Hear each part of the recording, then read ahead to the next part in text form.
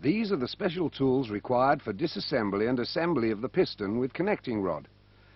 All these tools come standard with the engine.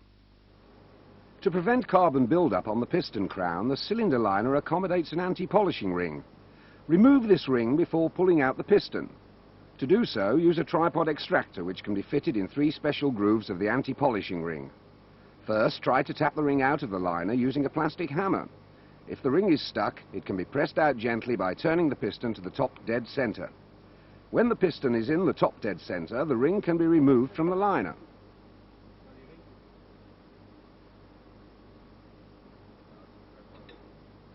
Tap the 2 M16 threaded holes so that the lifting tool can be fitted. The cylinder liner must be free from carbon to protect the piston rings during removal of the piston.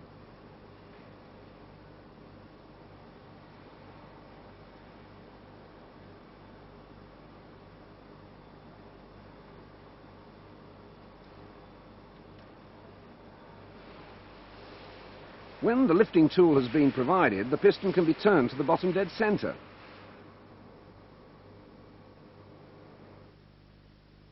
Remove on both sides of the engine the crankcase doors.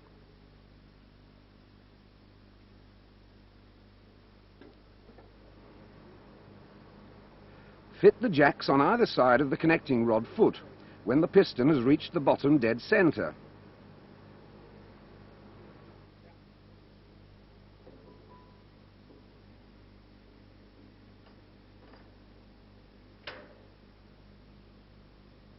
To allow all 4 studs to be stretched simultaneously, 3 superposed jacking elements, so-called triple jacks, are used, which jointly provide the required tensile force. Note, the distance piece is provided with a pin groove at the front.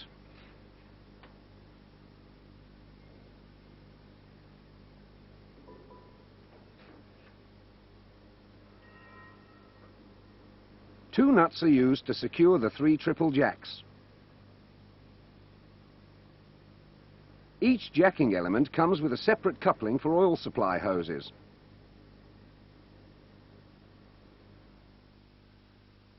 When the hoses have been connected to the pneumatic pump, tighten the nuts with the hook spanner to prevent the jacks reaching their maximum stroke.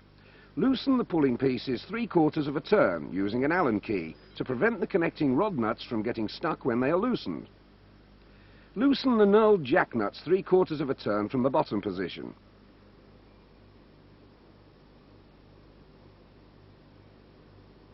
Now gradually pressurize the jacks using the pneumatic pump.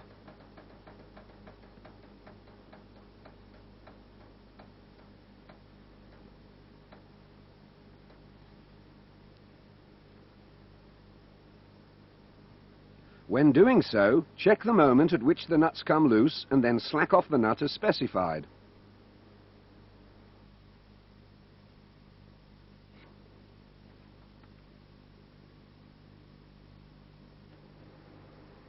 Slowly open the return valve of the pump to release the pressure in the jacks.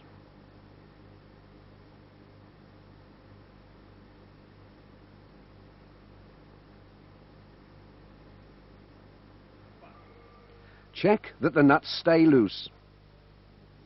Remove the jacks and the connecting rod nuts.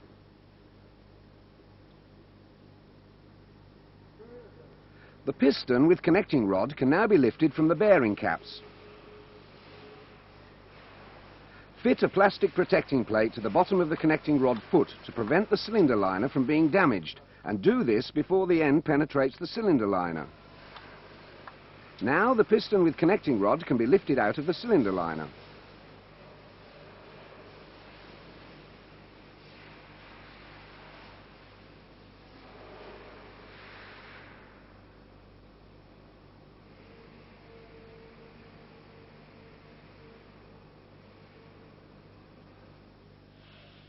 Place the piston on a piston pedestal, with the piston pressure side supported on a flat wooden base.